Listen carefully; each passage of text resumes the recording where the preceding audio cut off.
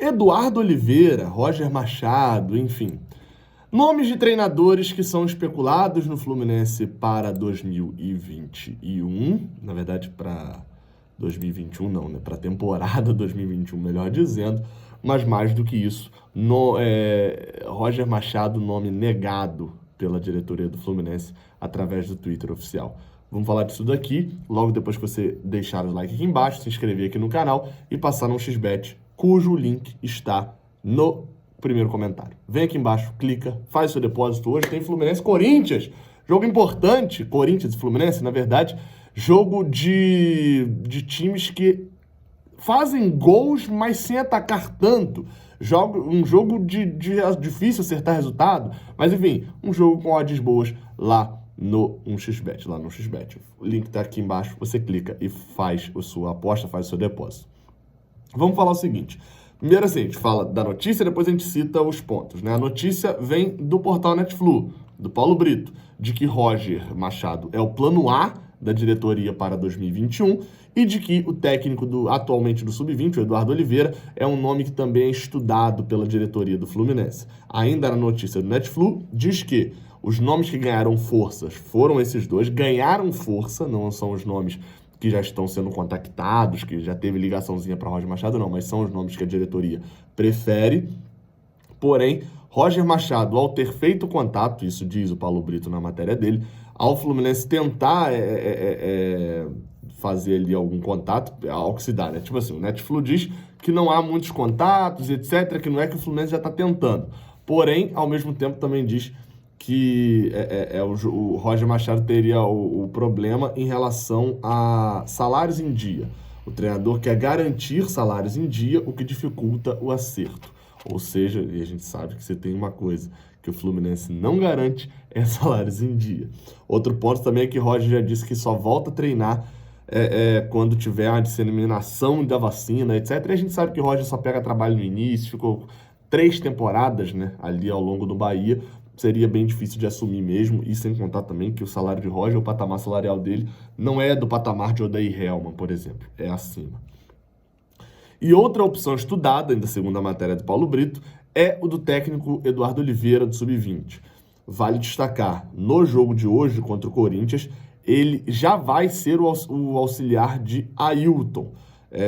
Ele também já está trabalhando ali no futebol profissional junto com o Sub-23, né, e tal, e ele vem galgando bastante ali já, ou seja, nesse momento, ele seria a bola da vez interna. Faz um bom tempo que o Fluminense não tem um treinador interno, se tornando treinador mesmo, né? Marcão até foi um pouquinho isso, mas faz um bom tempo que a gente não vê um treinador, aquela sequenciazinha padrão, né? O interino, aí o interino vira treinador de fato, e acaba saindo e indo depois, né? Pelo menos não na minha memória, não vem nenhum da época recente. Eduardo Oliveira, vou falar dele já já, mas antes eu preciso falar do tweet que o Fluminense fez.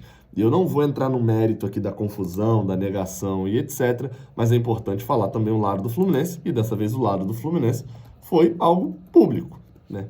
Meio pitoresco até de certa forma.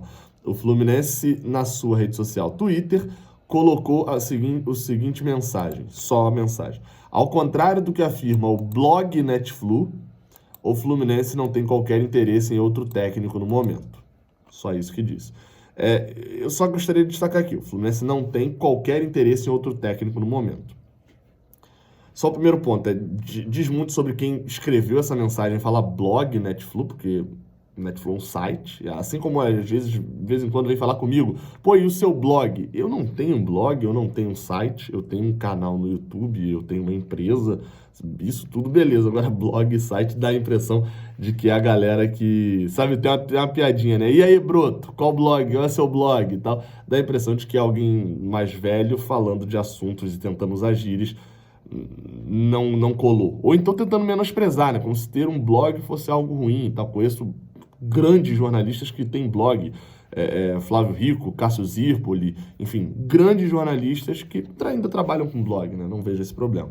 E um outro problema que eu vejo nessa nota do Fluminense, esse do Netflu é só terminalidade mesmo, mas o outro grande problema que eu vejo é o Fluminense não tem qualquer interesse em outro técnico no momento. Todo mundo sabe que o Marcão não fica para 2021. Todo mundo sabe disso. Dia 13 de janeiro, né, hoje, dia 12 de janeiro, quando esse tweet foi feito, e o Fluminense não tem qualquer interesse em outro técnico no momento. Daqui a aproximadamente 40, 50 dias, o Fluminense que joga hoje com o Corinthians, na melhor das hipóteses ali, né, tudo correndo normalmente, o Fluminense estará jogando em Barranquilha, em Quito, em La Paz, em Buenos Aires, jogando a sua vida o seu ano na Libertadores. Daqui a 40, 50 dias. Daqui a 10 jogos, dizendo melhor, né? Porque são 10 jogos de Campeonato Brasileiro. E o Fluminense, nesse momento, não tem qualquer interesse em outro técnico no momento. Isso, para mim, isso não entra na minha cabeça. E outra, né? Alguns podem até dizer, e eu até concordo com a frase de que, pô, mas se o Fluminense pode estar agindo só nos bastidores. Então não vem contrariar os bastidores, né? Então não faz sentido desmentir a notícia, né? Se você está agindo nos bastidores e o Fluminense tivesse agido e desmentido bem assim, ao contrário do que afirma o blog Netflu, o site Netflu, o Fluminense não tem qualquer negociação com Roger Machado no momento. O Fluminense não tem interesse. Aí sim, agora dizer que não tem qualquer interesse significa que o Fluminense está desmentindo a notícia, dizendo que no momento não está se movimentando nos bastidores. Então aí existem um erro de cada lado, né? Ou não está se movimentando, que é completamente errado, ou então está se movimentando e mentiu para a torcida. Mas o que eu ia falar sobre Eduardo Oliveira é que eu começo a ver com bons olhos, sabia? A efetivação. Mas acho que para ter de fato a efetivação dele para o ano que vem, deveria passar por nesses 2 meses o Fluminense já anunciar isso. E fazer testes com ele. E ele ser um cara que vai estar presente, etc, em tudo junto com o Marcão. Ter uma transição. E não simplesmente vai do nada, como se não tivesse achado outra opção no mercado. Eduardo Oliveira é um cara que tem matérias sobre ele bem interessantes, porque ele chegou ao Fluminense em 2017 como coordenador metodológico. Ele, na verdade, ele foi até jogador, né? Tem uma matéria muito interessante do Hector Verlang, lá no Globoesporte.com, que fala que ele foi um ex-zagueiro de pouco sucesso no Brasil e que migrou sua carreira de técnico para os Estados Unidos no começo dos anos 2000. E aí, enfim, ele chega em 2017 ao Fluminense, acaba que em maio de 2018 ele assume o Sub-17, aquela geração muito boa, mas que jogava muito bem, treinada por ele. É campeão estadual do Sub-17, bicampeão estadual Sub-17, foi finalista da Taça BH, né, que a gente perde, e também da Copa do Brasil Sub-17, aquela que a gente perde com acho que é um gol de Renier, por sinal, enfim, é um Fla-Flu em dezembro, no Maracanã. Fez um ótimo trabalho, finalizou esse ótimo trabalho no ano passado, no retrasado, em 2019, e aí assumiu a equipe Sub-20. Com a equipe Sub-20 do Fluminense, fez uma boa campanha no Brasileirão Sub-20, mais uma vez, destacado o Brasileirão Sub-20 do Fluminense na primeira fase. Nas quartas de final, acabou que por um jogo, realmente foi aquele típico mata-mata, né? Que você perde um jogo e mesmo você fazendo uma ótima campanha em volta de tudo, esse um jogo te ferrou. O Fluminense perdeu por 3-1 a ida, fez um jogaço na volta e caiu nos pênaltis. É um treinador que eu não sei se está preparado, eu não sei os cursos que ele tem, eu não sei nada disso, eu não posso garantir. Mas vejo com bons olhos, porque vi a base jogando e gostei da forma. E não só gostei, mas vi algo que pode dar certo. Não só algo que necessariamente é bonito de se ver e etc. Assim, não é o Diniz do Fluminense, é o Diniz do São Paulo, falando melhor, né? Não que ele seja igual a Diniz, estou só comparando. Não é só algo que é legal, é algo que é legal e também talvez útil não seja a melhor palavra, mas talvez empolgante tá fugindo a palavra. Objetivo. E objetivo também. Enfim, vamos aguardar.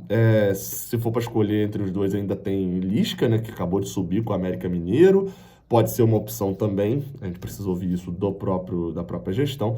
Mas eu tenho muito medo de uma gestão que ainda está lá, Paulo Angione, uma das pessoas que optou e que escolheu Oswaldo de Oliveira ano passado junto com o Celso Barros.